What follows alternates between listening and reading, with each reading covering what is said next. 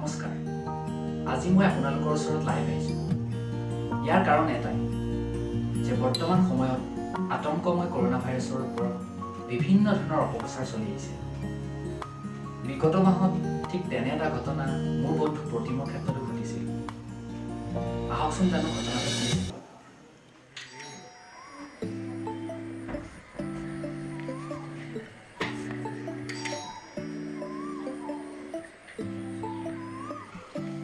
Oh, Roy. Aha.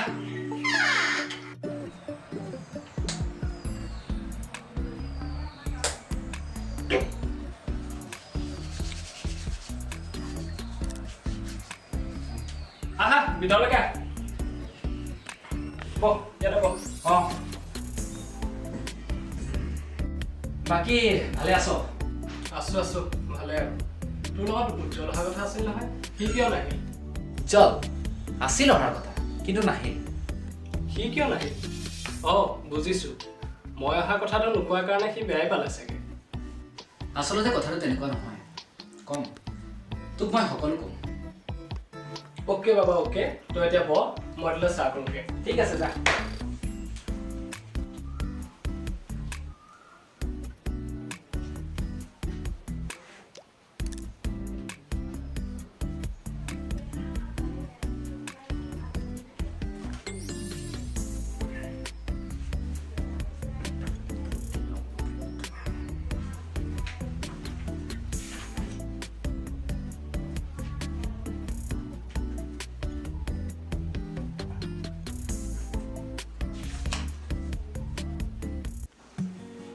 ল যি হৈছে আৰু ঘৰলৈ অহাৰ পৰা চব কাম নিজে কৰিব লগা হৈছে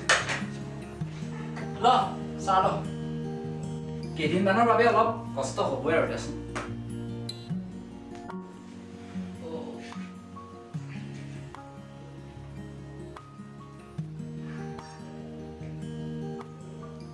বাৰু কচোন এতিয়া উজ্জ্বলে এনে কি বেয়া পালে সি যে মোক খবৰ এটা ল'বলৈ নাহিল কথাবোৰ আচলতে তেনেকুৱা নহয় যোৱাকালি মই উজ্জ্বলৰ ঘৰলৈ গৈছিলোঁ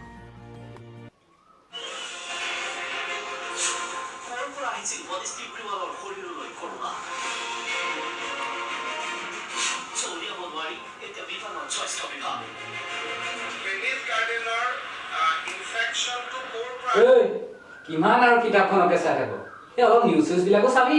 কিবা এটা পঢ়ি আছো অলপ পঢ়িবলৈ দে যাম যি কৰ আৰু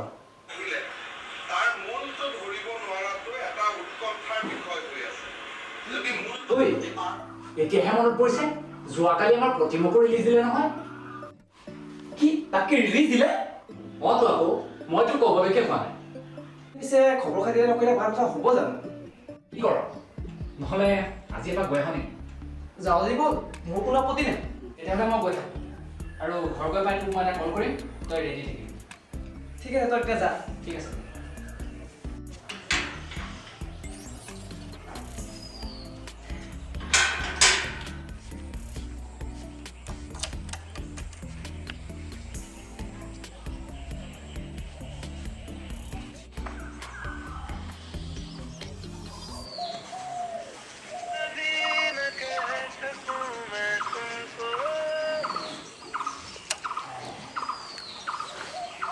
হেল্ল'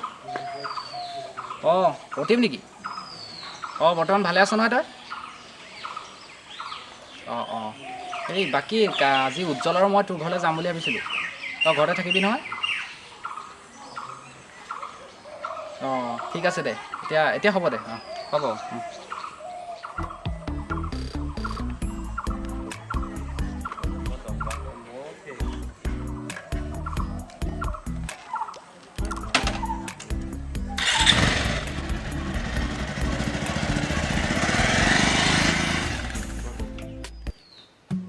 মই ঘৰলৈ বুলি ওলাই আহিলোঁ দুপৰীয়া ঠিক 2মান বজাত তোৰ খবৰ লোৱাৰ কথাক লৈ উজ্জ্বলক যেতিয়া মই কল কৰিলোঁ তাৰ কথাবোৰ শুনি মোৰ বহুত বেয়া লাগিল মোৰ দৰে সিও তোৰ খবৰ ল'বলৈ বুলি ওলাই আহিছিল কিন্তু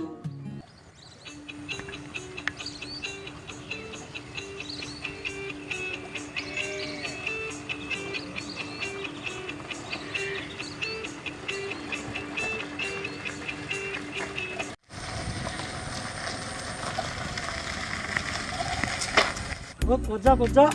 ইমান টিপটপকে অ' যোগেশ দা এই প্ৰতিমৰ ঘৰৰ পৰা সংগে বুলি ভাবিছিলোঁ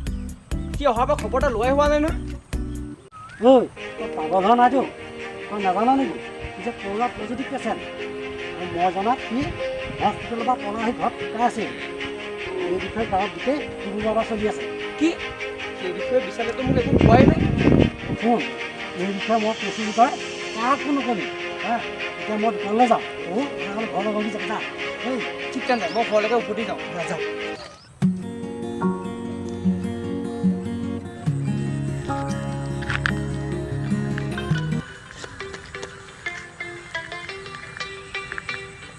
বিশাল দেখোন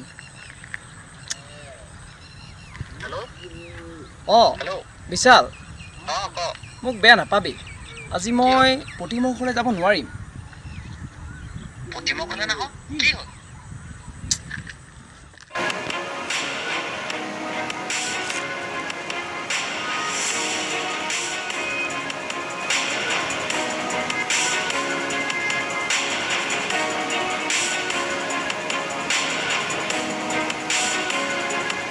আই এম চৰি বিশাল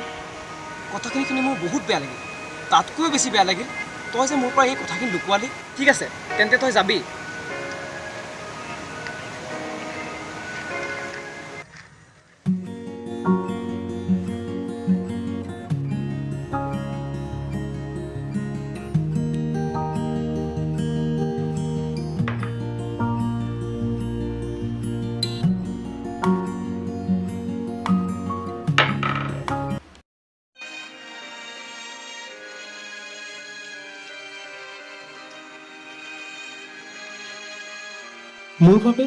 মোৰ বাবে কি গোটেই গাঁওখন শ্মশানত পৰিণত হ'ব নেকি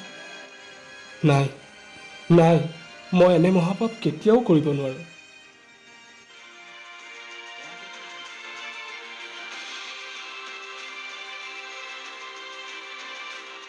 বিশালটো প্ৰতিমৰ ঘৰলৈ গৈছে আৰু প্ৰতিমৰ কৰোণা পেচেণ্ট কেনেবাকৈ যদি কৰোণা ভাইৰাছ প্ৰতিমৰ শৰীৰৰ পৰা বিশালৰ শৰীৰলৈ আহে তেন্তে কথা বিষম হ'ব এনেকৈ ইটোৰ পৰা সিটোলৈ কৰোণা ভাইৰাছ বিয়পিবলৈ ধৰে তেতিয়া এইখন গাঁও গুচি যে শ্মশান হ'ব সেইটো খাটাং নাই এনেকুৱা হ'ব দিব নোৱাৰি এনে মহামাৰীৰ সময়ত মোৰ দৰে শিক্ষিত ল'ৰা এটাই যদি গাঁৱৰ মানুহখিনিক সচেতন নকৰোঁ তেন্তে কোনে কৰিব চকুৰ পলকতে গোটেই গাঁওখন শেষ হৈ যোৱাটো মই চাই থাকিব নোৱাৰোঁ কিন্তু বিশালৰ দৰে শিক্ষিত ল'ৰা এটাই অশিক্ষিত মানুহৰ দৰে একে ভুলকে কৰিবলৈ ওলাইছে সেইটো আচৰিত কথা কোনে কি কৰে কৰি থাকক মোৰ কাম মই কৰিবই লাগিব যোগেশ দাই ঠিকেই কৈছে মই যোগেশ দাৰ লগ লাগি গাঁৱৰ সকলো মানুহকে এই বিষয়ে জনাবই লাগিব যাতে কোনো লোকেই বিশাল আৰু প্ৰতিমৰ সংস্পৰ্শলৈ নাহে সোনকালে যোগেশ দাক লগ ধৰাই ভাল হ'ব